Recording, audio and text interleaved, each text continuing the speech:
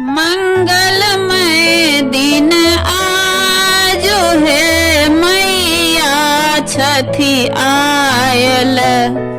मंगलमय दिन आजो है मैया छठी आयल।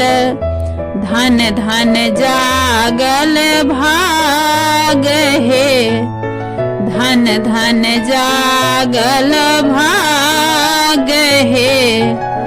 माँ के कलश बैसायल, धन धन जागल भाग है। माँ के कलश बैसायल। मंगलमय दिन आजू है मैया छठी आयल। मंगलमय दिन आजू है मैया छठी आयल। पहिले पूजब माँ शैल पुत्री के, दोसर पूजब ब्रह्मचारिणी माँ के।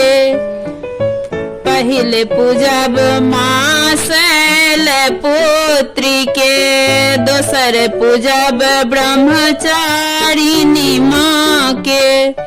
तेसर चंद्र घंटा माई है, तेसर चंद्र घंटा माई है। मोरा घर में पधारल।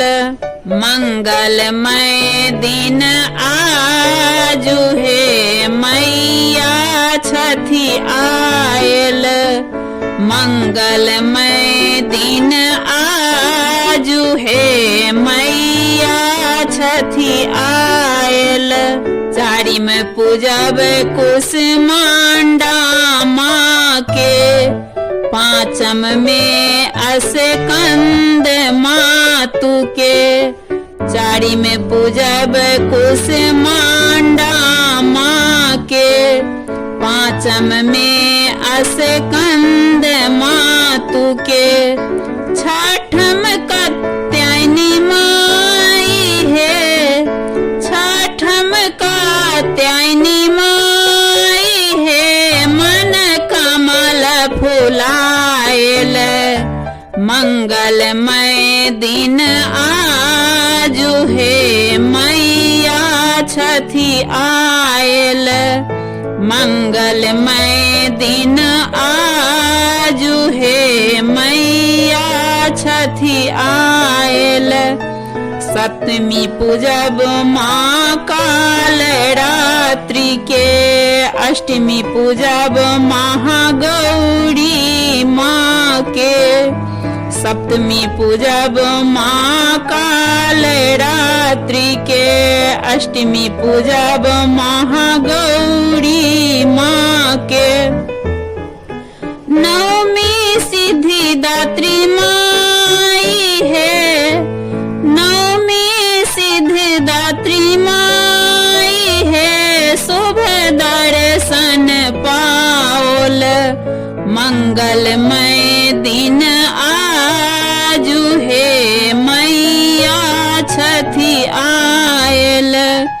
मंगलमय दिन आजू है मैया छठी आयल।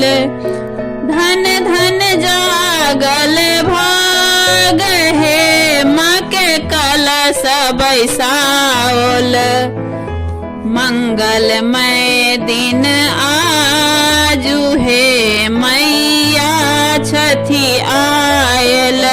मंगलमय दिन आजू है मैया छठी आयल।